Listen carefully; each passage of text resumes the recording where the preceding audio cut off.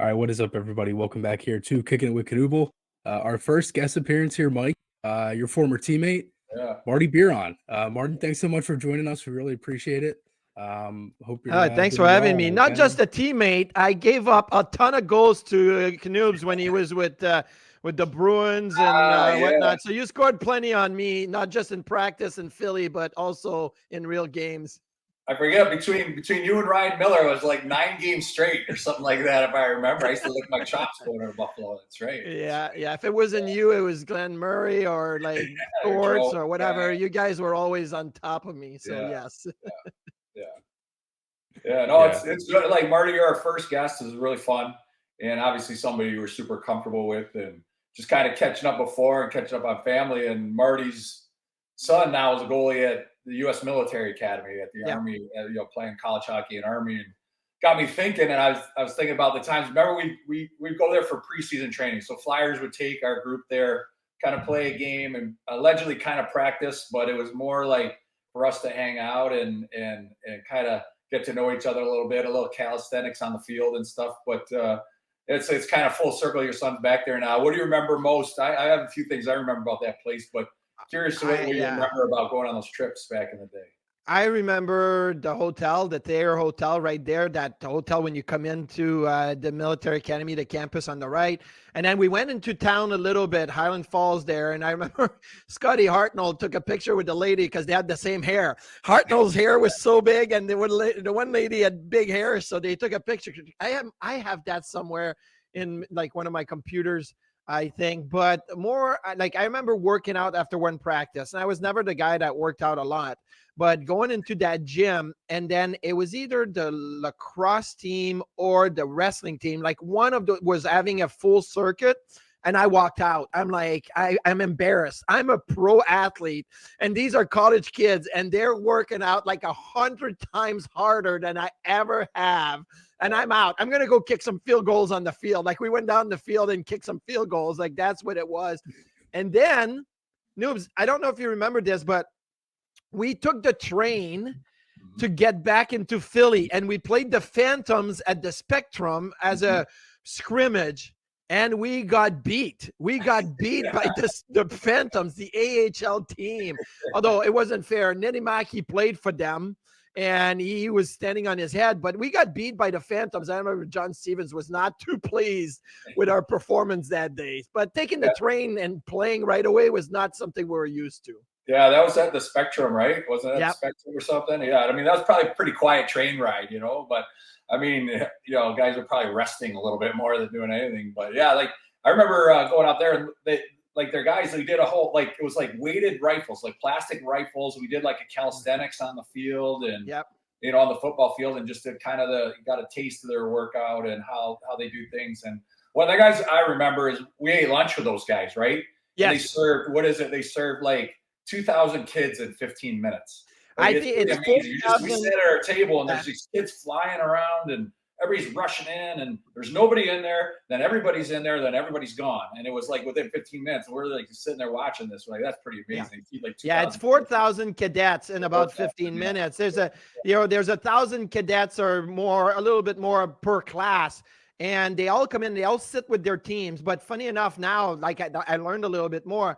Like if you're an offensive lineman in football, you sit at your table and your table says XXXL, like they get more food, right? And then if you're like, so they monitor all the food and the intakes and all of that, but it was so fast. It basically, you stand, they make an announcement, you sit, boom, the food's being passed around and it's gone. And 15 minutes and everybody's out of there. And that's 4,000 kids all at once. That was really interesting, but good time. That town got a little small at times for us, I think, like talking about that Thayer Hotel. And I think there was one bar down the street and it was like, they got a little tight. So they probably didn't want to. No Buffalo Chop House for you. I remember that was your favorite restaurant in the league, the Buffalo Chop House. So I always drive by it and I tell people, Mike Knuble's favorite restaurant right over here in Buffalo. Every time I drive by it. I even dragged my wife there for a USA national camp. So my younger guy was there for the national camp. I said, we're going downtown to eat at the Chop House. And it doesn't go over as well in like July when it's like 90 degrees out. It's more like a cold weather, heavy, dark, big wine, dark, cozy. It doesn't hit the same in July when it's like 85 degrees out. It doesn't quite pop. No, definitely not. But yeah, no, the military academy is going to be special for my son. Obviously, I don't have to do it. He's the one that had to do the 6-week basic training over the summer and the schooling part of it. Because, as you know, hockey players usually play a couple of years of junior hockey or whatnot, which they don't usually go to school throughout that, and then they start their college. And at Westpoint, you have 4 years. It's not like you can say I'm going to take less classes and I'm going to have a 5th or 6th year or whatnot. Like, you have 4 years. That's all it is. So it's a busy schedule. But I remember, Noobs, we went to Fargo, North Dakota. Obviously, your boy played there, and Jacob, my son, had been invited for their like prospect and rookie, and then he stayed for a part of what was the main camp. But I hadn't seen you in a long time, and then all of a sudden we're in Fargo, and there was other guys that we played with or against that were there. It was like a reunion in the middle of North Dakota, so that's what it was. Yeah, I know that's always funny. I always catch up with a few guys, but yeah, I'm glad to see Jacobs. It's not like he's super happy at the military academy. We're happy for his service, and it's a special place, and it takes a special kid to go there. So we're super proud of him. That's where he ended up. That's pretty awesome. Yeah, like we say, I wasn't around to raise him well, so it was all his mom. So he did a good job. So you did everything you could to screw him up, but your wife kept him. I told him not to be a goalie, and he still became a goalie. So that's the problem. That's my first failure right there. Yeah, exactly. That's awesome. So Marty, for you, obviously now you're in Buffalo. What exactly are you doing in Buffalo? How's the show going along? I know you just mentioned to us you're kind of all over the place with radio, things like that. Yeah, no, it's very busy. I think I'm going into my 7th season as the studio analyst for the Sabres. So we do the pregame, the intermission, the post games. It's obviously Buffalo is a great hockey market. So it's fun. Like I walk around town now, and people know me more as the guy on TV than the guy that played in Buffalo, because it's so long ago. So they're like, "Oh, you're the guy on TV." Yeah, okay, great. So, but I also I do some side work. Like, we have a show every day that's called Sabres Live. It's a simulcast, and we basically talk for an hour. And I mean, and it's fun. It's pretty easy. You talk for an hour. That's right. But it's daily, right? So during the season. Yeah, during the season is good, but we keep it going during the off season, so it gets a little challenging there. Some TSN stuff, some NHL radio stuff, and then I do some French stuff with RDS in Montreal. But with the pandemic, all of this working from home, it allowed me to have a little bit more of a reach with being able to do a few more things, covering a few more teams. So, but it's really good. It's been a busy retirement from playing, but I was ready for retirement, and now I'm full into this, and who knows where that's going to get me, because I really enjoy being in the office with the people, working with marketing, working with the game presentation, with the community relations. So I love doing a lot more than just being on TV. Yeah, you're like the hardest working man in hockey. It's super nice when it's like you have a major league market too in your backyard, Yeah, no, that's definitely. But I'll tell you, Noobs, like, I work with Mike Johnson at TSN, and Kevin Weeks and whatnot, and it's becoming like that. Like, if you're in that field, it's like you do a lot. You watch a lot of hockey, a lot of tape, a lot of prep.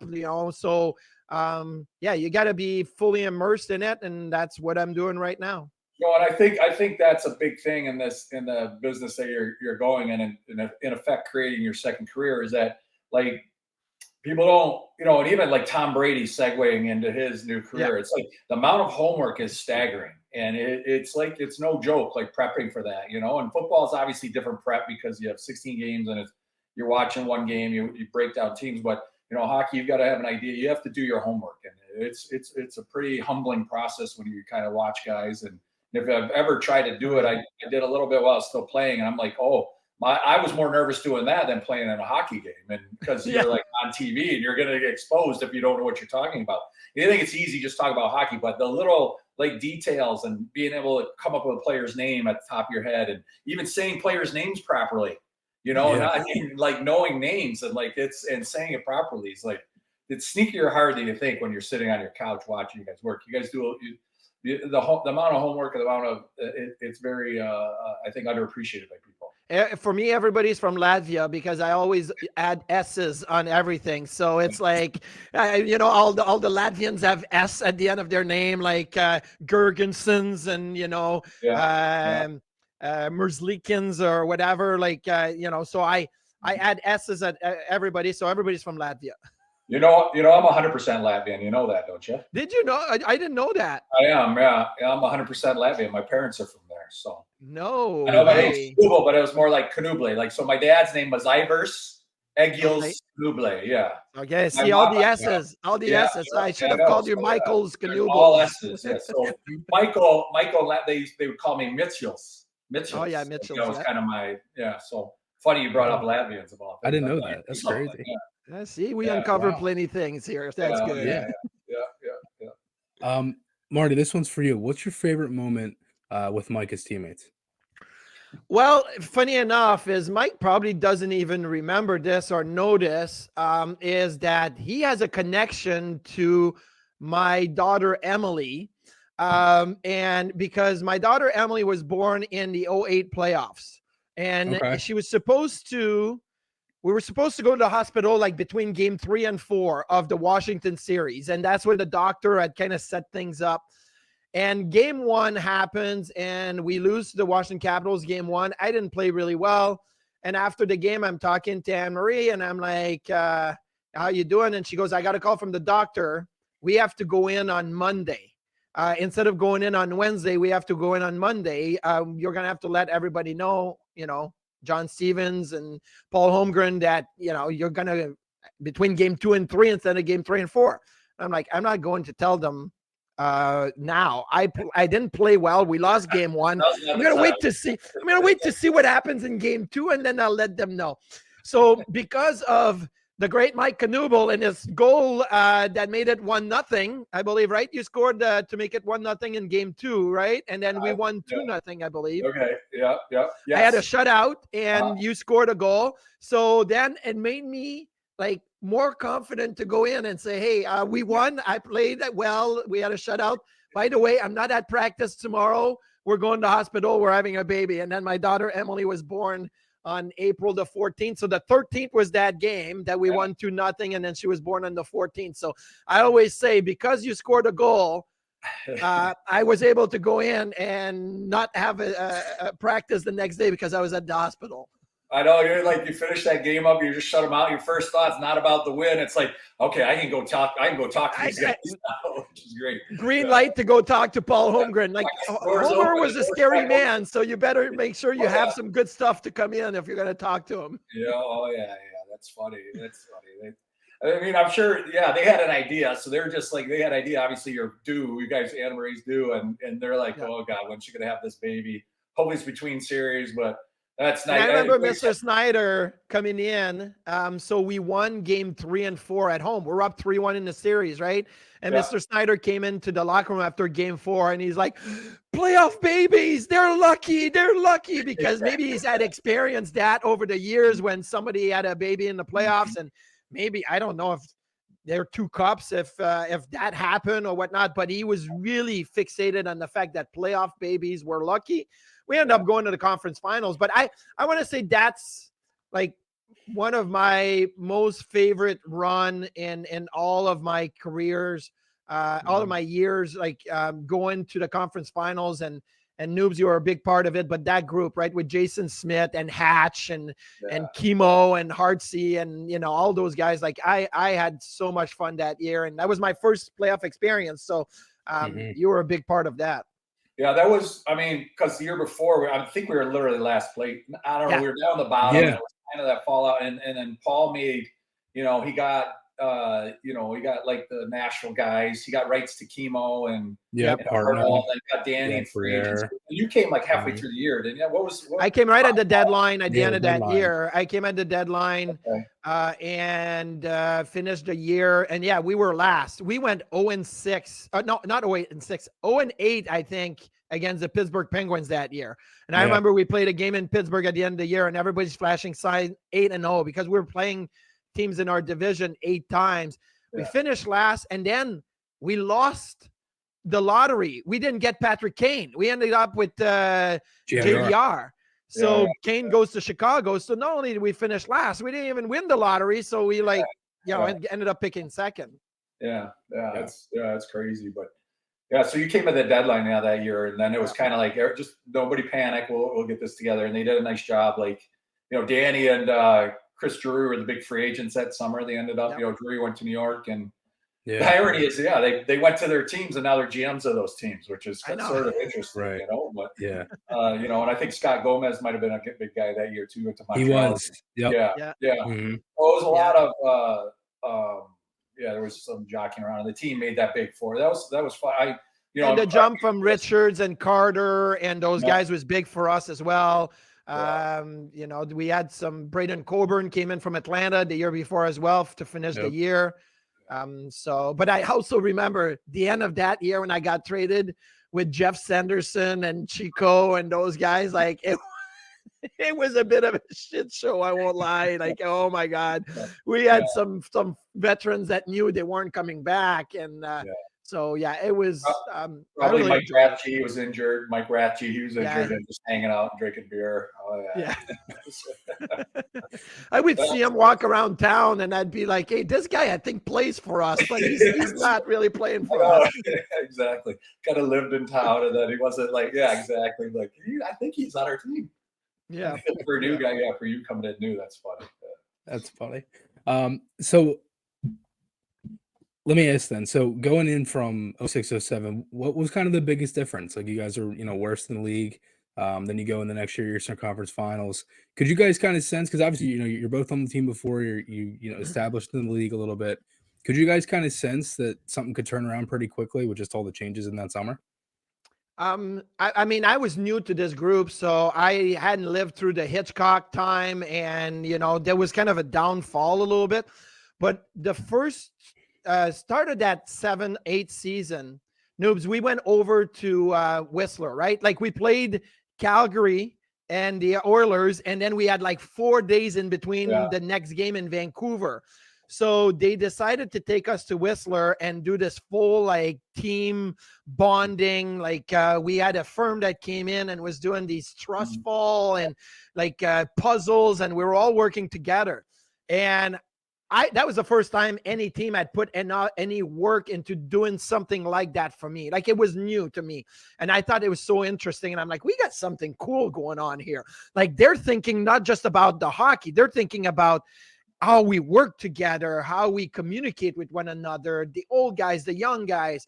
And they were spending money because they had rented these 2 big villas and the whole thing. Like, it was pretty special. I'm thinking, like, this is cool. This is the way the NHL is. And then we beat Vancouver 7-2. That was the Jesse Bullreese cross check where he got suspended, right? But we beat Vancouver 7-2 after that. And look, we had fun in Whistler. You know, we hung out, drank some beers at dinners and all of that. It could have gone the other way, but we won in a deciding way in Vancouver. And after that game, I thought, we have something. Now, we were first at the All-Star break, and then we lost 10 in a row. And we were out of a playoff spot. And it wasn't until the second last game that we made the playoffs. But, you know, we had some ups and downs, but it was, I think at the start of the season, that trip gave me the idea anyway. Noobs, I don't know if you had the same feeling, but it gave me the idea that, we have something special here. Yeah, and those trips are great, right? Beginning of the year, and we were talking about the military academy stuff, but that was like preseason. But this trip was budgeted in with the time off, and like you said, you're gonna have fun. You practice a little bit and kill some time before you have that other game. But you know, you could see, and obviously we talked about the new guys coming in. You know, the Hartnells coming in and chemo, and I think Scotty Upshaw might have been in that group somehow. He was my roommate. Scotty Upshaw was my roommate. I didn't know him, and we were like, hey, what are we doing? Let's go walk around. And it was like, oh, great. Like, I don't know this guy, but I got to know him. It was awesome. Yeah, he'll find himself some trouble, exactly. But you know, and then, you know, yeah, Danny, a big signing coming in. So it was great. The timing was impeccable for that, you know, and then Jesse kind of had, I think Steve Downey got suspended in preseason or something. Yeah, and he got 20 games for hitting Dean McCammon, and then Guillory's got 25 games for the cross check on, we had like 50 game suspension. It was Ryan Kessler. He cross checked in the face, and we had like, and then Randy Jones at Patrice Bergeron, Riley Cote. I think we had over 50 games of suspension 3 weeks into the season. Yeah. Wow.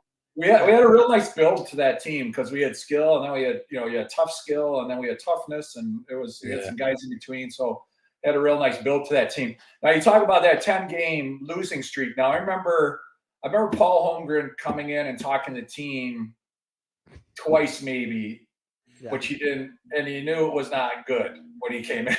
And that might have been one of the streaks where he came in and he'd walk in and he'd hold a stick in his hand. You're like, oh, shit. Yeah, you're like, oh, I remember he held this stick and stick. he's looking for everybody. He's talking and he's like, I need more from you, and I need more from you. And he's pointing the stick, and then like he was looking for Briere. And he goes, where's that little? Then he found him. He goes, I need more from you. And it's like, oh, like pointing the finger right at you. The stick right at you was tough. Oh man, like it was like as soon as he grabbed a stick and had a stick in your hand, you're like, oh, this is not a good meeting. This is not gonna be good.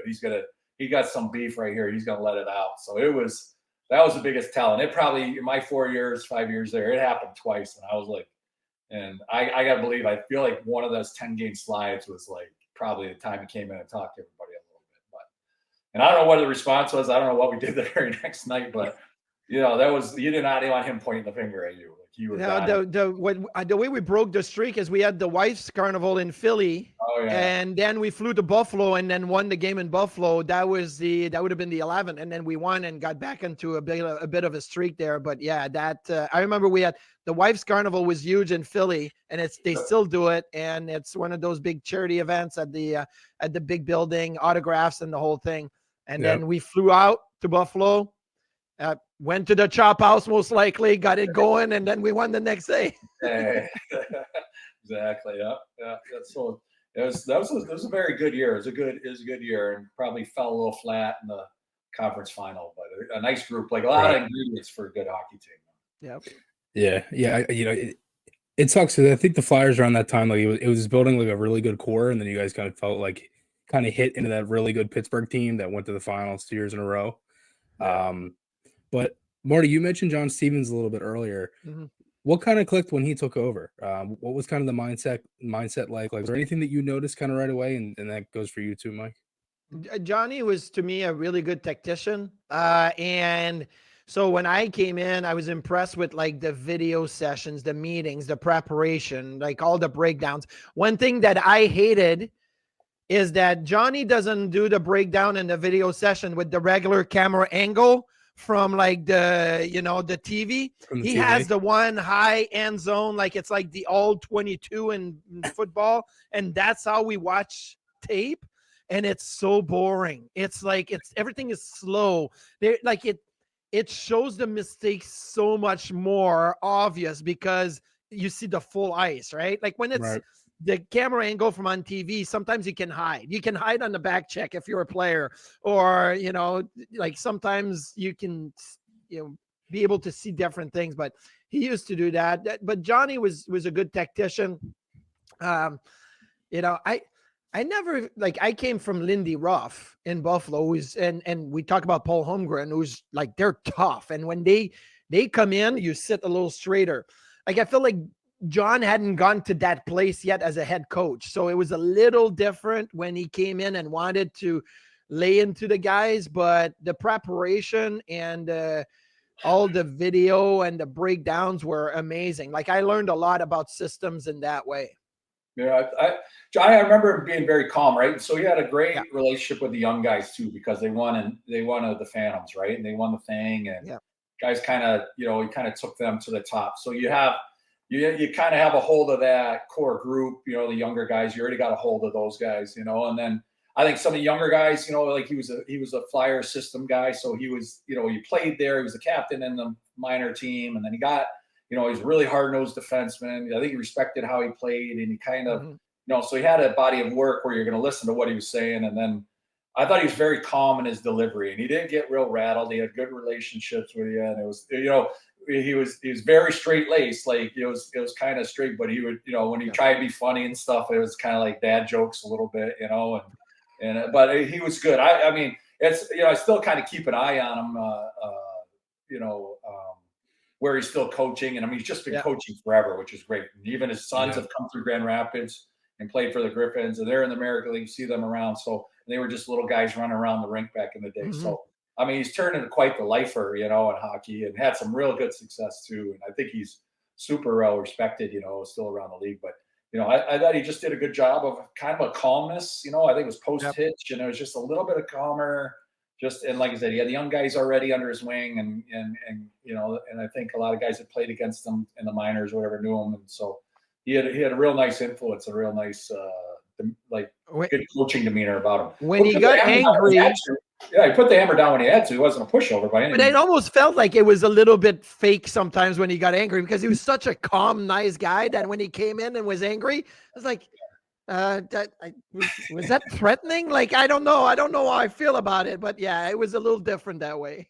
Yeah. Well, those coaches always walk out, they go to their assistant, they go, did they buy that? Yeah, exactly. They think they're buying that? You know, like, again, coaching, they see the, you know, again, they see the big picture. They're not all emotional, but they're try and put their hammer down when they can, and then they're like, how was that? Do you think they bought that? But, right. So, but it's, you get their point across anyway. Yeah. I enjoyed playing for him.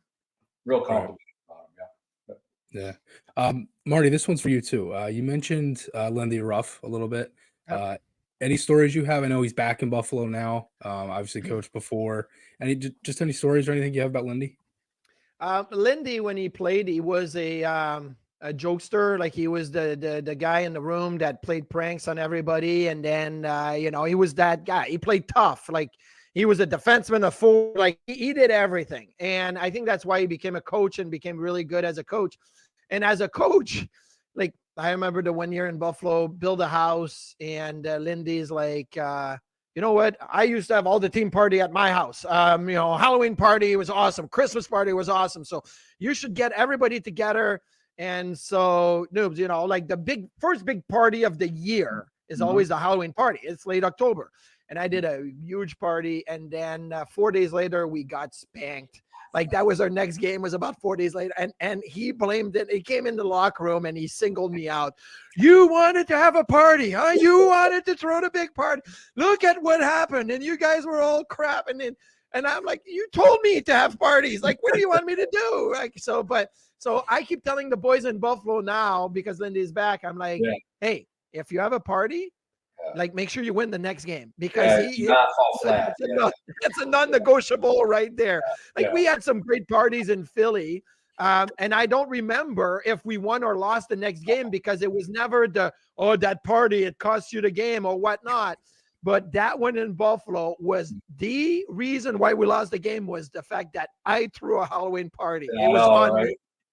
Yeah, that's awesome. He sets you up, and then it's like if you win, he's like, "Hey, Marty, see, I told you to have a party." And if you lose, like, why did you have a party? You know, and it's just coaching 101. It's just like using it to your advantage. But it's like the rookie party, like the rookie dinner that we do on the road. You better win that next game, and you know, because it gets coaches like to use that as their they get a hold of you. They're like, oh, you wanted to have the rookie dinner? Now you lost the game. You're gonna do it my way.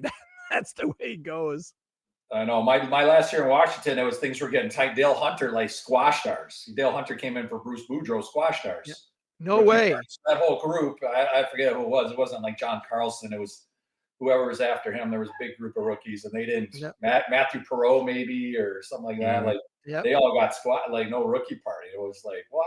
But you know, by the time he came in, it got tight. But yeah, the ammunition. That's like coaching 101 ammunition right there. Even you can almost throw in the team Christmas party too. You can almost throw that in there too. Yeah, They or love if you that. go to vacation and you come back like all-star break or bye week or whatnot, you come back with just a little glow, a little tan. like they used to make sure guys walked around the locker room without their shirts on so that they would see if you got a little sunburnt or what's happening there to see like what happened. They like that ammunition. Torts was like that a little bit in New York too. I love Torts. I love Yeah. Lindy. I love Torts. But it's they pay really close attention to the extra stuff to see what they can use. Oh yeah. And you get some rookies, and you have a Florida trip or something early, or it's in December. They hang out. It's a really nice day. Everybody's feeling a little bit of the season. They hang out on the beach a little bit too long and show up the next day. Their skin's pink. They can't barely put their t-shirt on, can barely put their gear on, and they're just like hiding in the court. If the coach saw that, he'd be losing his mind on you. You know, they just lay out on the beach, or somebody falls asleep, takes a nap. All of a sudden, they wake up a half hour later, and they got white, pasty northern skin, and then all of a sudden, it's just crisp. And they show up the next day, and they're like, "I'm dying right now." Trying to get aloe vera from the trainer, and just trying to be like, "I can't even put my shirt on right now." Yeah. You're not winning a lot of one-on-one battles in the corners after that because your skin just hurts. Florida, practice in Florida. Like, he's not very engaged today. He's not like engaging anybody physically. And you're like, what's going on with him? He's like, he's sunburned. That's funny. Man. But no, sorry, I didn't mean to cut you off. Marty, you mentioned Torts a little bit. Obviously, me and Mike, we kind of been, break talking about the Flyers and just kind of the start of the season and all. Obviously, you played. Where do you see kind of the Flyers in the rebuild? I know, obviously, you've been doing Buffalo for a while, but it feels like they're, me and Mike have kind of been getting there. Like, they don't necessarily like have to be good yet. You know what I mean? They're kind of getting along. They just got Michkov, all those things too. So where do you kind of see like the Flyers right now? Well, first of all, Michkov is fantastic. I mean, preseason, he was so electrifying and he was fun to watch. I think he's my favorite for the Calder Trophy this year, before the season starts, and we'll see what happens. I still think there's question mark in net with the Flyers. Fedotov is big. He's looked decent in preseason, and Urson had a really good start last year. He's looked good too. So, but it's not like you're not going in with Vasilevsky or Bobrovsky or Shesterkin, and there's a big gap there. So, but Torts will make up that gap. Like, I had my 3.5 years with the New York Rangers, and the first 3 years were with Torts. I mean, I almost feel like the game was so simple for me as a goalie, and Lundqvist would say the same thing, and he had so much success with Tortorella because of the systems, because of the way they play defensively. So that is one thing that will help Fedotov, will help Urson, will help the D core, right? To really gain confidence that when they have the puck, they have one or two plays. Like they're not going to hang on to it. They're not going to reverse. They're not going to slow the game down. They're just going to go straight north. Now it put a lot of emphasis on the forwards and, their forecheck, because a lot of time you're just chipping the puck in the neutral zone or dumping it in. So the forwards are going to have to really, get going. But do I think the Flyers are in the mix for the Metropolitan Division for playoffs? I think it's going to be tough. Yeah. I don't think that Pittsburgh is where they used to be. I don't think Washington is where they used to be. So the Flyers are on the way up and some teams are on the way down, but I still think there's a year or two of work to be done before they're there. Yeah. Yeah, no, for sure. And me and Mike, we've kind of hinted at that too. It's just, Mike, you mentioned this in our last episode, just kind of like they really need help. If you look at the division, and they kind of need what happened last year to happen again, where teams like Jersey, they're kind of decimated by injury, and you know what I mean? Like, they need a lot of help to get in. Yeah, it's, you're not praying for like somebody's, failures to help you out, but that's the reality. Is you need a little bit of a stumble for somebody else, and you need some of the planets to align correctly. And I get what you're saying, Marty, about the goaltending. It's you don't have that. It's kind of like entering a season with a quarterback. If you have two quarterbacks, you got none really, and that's the old football saying, right? If you got two, you got none really. And it's kind of like that. And I guess what you're saying towards system, like they play like, they're not going to mess around with territory, and they're going to try and keep the puck advancing north, and not like, and then go get it again when you're down there. Make sure you're trying to log more time on their end than your end, which seems very logical, like you'd want to do that. But some teams are a little bit more. They can back off and defend. And they're not worried about everything. They're fine to play in our own end. And sometimes when your goaltending is, you're not quite sure where it's at, and I mean, it came out yesterday, said it makes them a little bit nervous. You want to make sure you're doing things. All right, why don't we worry about advancing the puck up the ice, and let's make sure we're really, our forwards need to be, more diligent on the forecheck, and we got to hammer on the point that we got to recover pucks, and shots, offensive zone shots, those zone shots, we got to be recovering it. We got to be collecting the pucks, not giving it up and retreating. We got to keep pressing forward in that respect. So, I could see them maybe taking a little bit of that angle too. Okay. Marty, I know you got a hard stop here. Thanks so much for joining us. We really appreciate it. We'll have to do it again. We'll have to midway in the season, kind of see where they're at. And we got probably more stories to tell. And so we'll have to definitely do that again. Yeah, no, for sure. Again, thanks so much. And, again, we really appreciate it. Thanks everybody for all the support as always. Checking us out, Kickin It With Knuble. And we'll talk to you guys all again next week. See you guys. Thank you, Marty. Thank you very much, buddy. Thanks, guys.